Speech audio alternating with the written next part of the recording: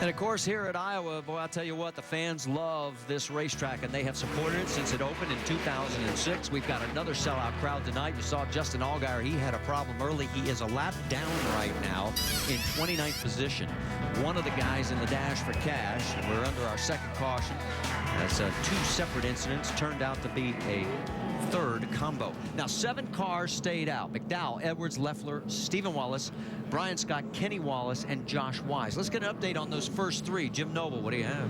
Well, guys, those first 3 all have handling issues, but decided to wait until later to fix them. Michael McDowell is bouncing the right front. They've assured him they will come in next time to fix that. Carl Edwards says he's a little snug in the center. He's free on exit. Mike Beam said no problem. We'll take care of it next time.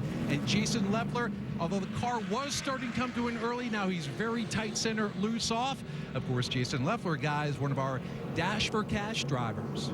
And speaking of the Dash for Cash drivers, there's the blue spoiler on the 38. Here's where they're running. Leffler looking pretty good right this moment. Reed Sorensen in 11th, Michael Annett 16th. Justin Allgaier, though, he is back 29th and a lap down, so he's got a lot of work cut out for him.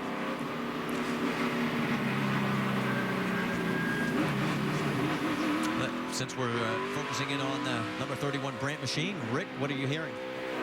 Not good things, unfortunately. They're saying they may have to go into the garage to do the work that needs to be done to keep him in this race for the rest of the run. They've tried to do what they could do on pit road. They say they've looked at it. They can't get it done. As a result, they're going to have to go inside, work on it. So they're going to lose a serious amount of time. The question is how long. Well, it looked like that right front. The camera was awful. Yeah, I believe when you saw it rolling around turn there and the splitter all rolled over, that when he had the flat tire, it ground the sway bar arm off, and he's got it. Sway bars basically not hooked up now, so they got to replace the sway bar arms. And guys, I mean, he cannot afford this kind of. We talked about how he needed to have a big performance tonight. Now he's in the garage. Yeah, you got to reverse course. You know, this thing can get away from you here in the month of August, and they've really created quite a deficit for themselves. I look at the points right now; they're 71 back, but dropping quickly. All right, let's reset it for you on the front row. It's Michael McDowell and Carl Edwards. As McDowell is your race leader. Then Leffler and Wallace in row number 2. Then in row number 3, there you see Kenny Wallace and Scott. Row 4, Stenhouse Jr. and Wise. And here we are back to green flag racing.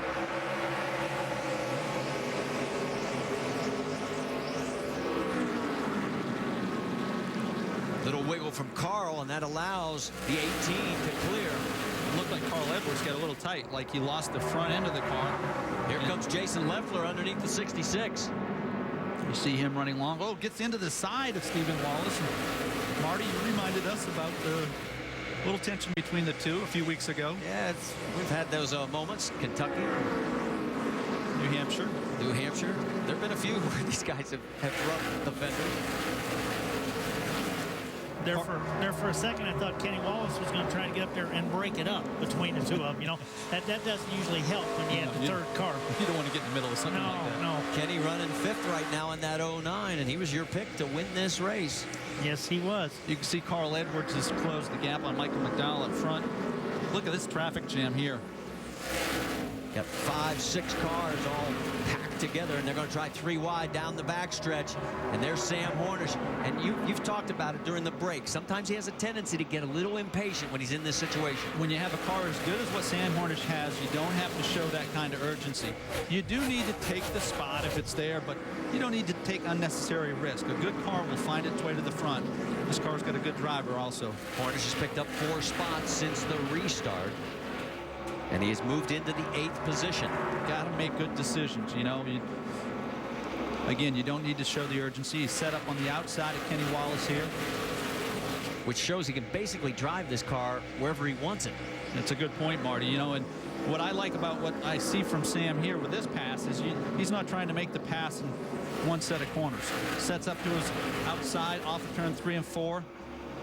Gains a half a car length through 1 and 2 and finishes the job down the backstretch. Eric Almirola there in the 88, right side of your screen, along with the 33 of David Mayhew. And here comes Trevor Bain as he's getting underneath Almirola. And boy, we're talking about guys that have had some good runs lately. Eric Almirola in that 88 has had some dandy finishes.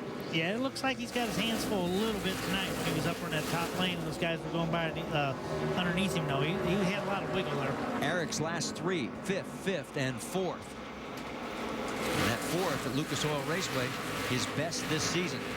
You know, Eric hasn't gotten the attention that there goes Sam Hornish again. Sorry to interrupt you there, Ricky, but he is going on the move towards the front. He's getting around the 11 right now, Brian Scott. That'll move him up to 6. Let's go back for the battle up front because it's tightened up. Carl Edwards is closed again on Michael McDowell. Carl Edwards was a 1/10.5 or 2/10 faster than the field before the caution came out. You see him getting faster and faster as he runs along the inside. He's going to go over this bump, see how the car handles it. Moves up a little. He lost the front end when he hit that bump. Had to surrender, slide back in behind Michael McDowell. Well, McDowell's now led over 50 laps in his 4 starts in this number 18 car this season. In his prior 72 starts, he only led 8. Boy, that bump is really disruptive to these cars. They coil blind the front springs.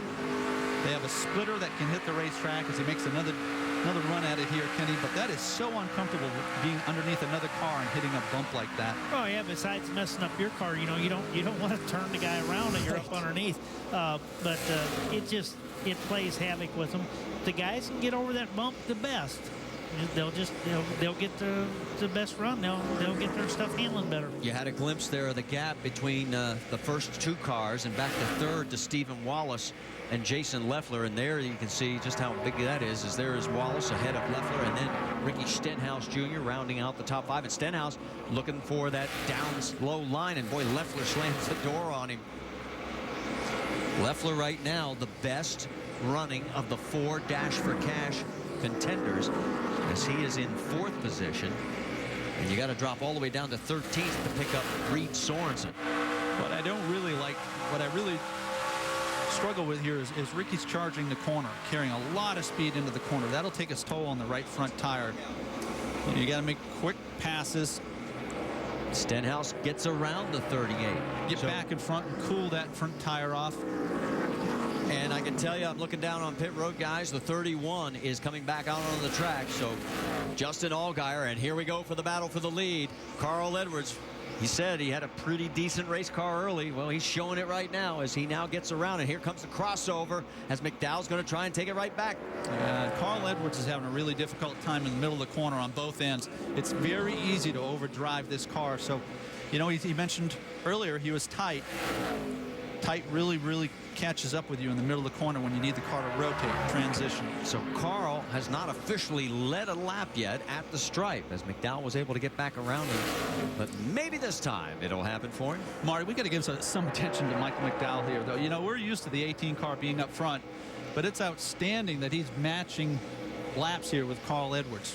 And of course, he's got one more ride in this car scheduled at least. That'll be in Montreal in a couple of weeks, and he is really good on the road courses. There's your top 5. We've knocked down 69. We're working lap 70 at 250 at the Iowa Speedway. Are you ready to save up to 95% on what you want most? Then try Quibids.com, an exciting new way to shop for products like iPads, MacBooks, HDTVs, cameras, appliances, and more. Quibids is a unique auction website. Each auction starts at 0. We've got a jam-packed calendar for you. NASCAR Now is presented by 5 Hour Energy tomorrow morning at 9 a.m. Eastern on ESPN2. And then the Sprint Cup Series Pocono Race presented by the Sprint Summer Showdown. That's tomorrow at noon on ESPN.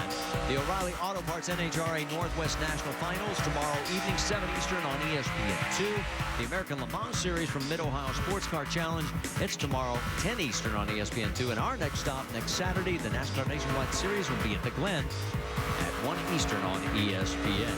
Don't forget to play NASCAR and DirecTV's head-to-head knockout. Go to directtv.com/NASCAR. Fill out your brackets today for a chance to win $1 million. Your last chance to enter is tomorrow at 12:30 Eastern. And one of your choices is that man right there, Carl Edwards. He's paired up with Casey Mears. And let's drop a little farther back in the field as some of these guys, as Carl's lead now over Ricky Stenhouse Jr. is now 1.2 seconds as he has gotten around McDowell. He has dropped to third. You're looking at Stephen Wallace as he is running in the 5th position, followed by David Mayhew in the 33, Jason Leffler in the 38. And David Mayhew has been very methodical. He's doing a great job, and he's not putting himself in tough positions or compromising positions. He's sizing up the guys in front of him and then taking advantage of them as he's going after Stephen Wallace here. Yeah, he just went around Jason Leffler a couple laps ago, and he's been, like I say, very methodical, marching his way towards the front. And his car just seems to look to me like down in 1 and 2. Maybe rides that bump a little better. We saw him drag the left front on the apron a little bit there between 3 and 4, which would make you think it's a little bit tight. Well, we're on board with Stephen Wallace. Let's get an update on his situation. Shannon?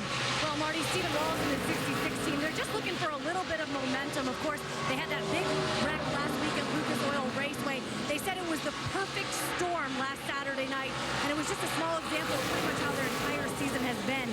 Just one thing after another. Anything that can go wrong does go wrong. So this track right here, one of Stephen's favorites, they're just looking for a little bit of redemption. Jim?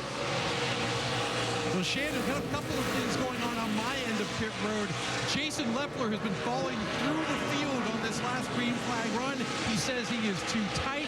He is getting much tighter as we go. He started off this green flag run 3rd. He is now down to 7th. And he is under attack from Trevor Bayne. As Bayne in that 3M number 16 is going to the high side. They both go over the bump. Leffler's still able to hold on. Checking on the battle for 3rd position because Sam Hornish Jr. has gotten around Michael McDowell, and Hornish has got himself a race car tonight. Yeah, I want to say methodical for Sam also, but not so much. I mean, he's really charged his way back up to the top 3, and the car is really solid. It looks great, and he's taking care of it. Look at this group here, guys. Got a log jam, as we already talked about a couple of the cars in there. And again, the 38 of Leffler with Trevor Bayne. Bayne in the 7th spot, Leffler in the 8th position. That last shot, it showed a tremendous amount of rubber buildup right outside that groove. So even though they got where they can run 3 cars wide, you don't want to get out of that black at all right now because that rubber is laying, you can see it right there. It's laying up there on the track.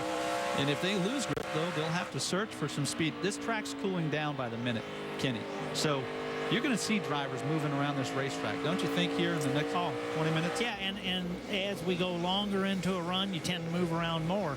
So with the track changing because of temperature and you get longer into a run, you're going to see a lot more of that. Side by side, the lap traffic, the 89 of Morgan Shepherd is going to force the 16 of Trevor Bayne to check up, and he's going to cost him. Leffler blows by on the high side. Regroup. Don't burn the tires off it and go back after Jason Leffler. Trevor did a really good job there. You see him get a run off of turn 4 and says, here I come. He's going to finish it. So he picks that spot back up. Let's also update you. We told you Justin Allgaier's back on the track. He's 13 laps down, however, 32nd position. A driver that we don't see in the group that's drifted back, and he's all the way back now. Well, gosh, he's back to 17th position is Elliott Sadler. And you remember Elliott won the pole, but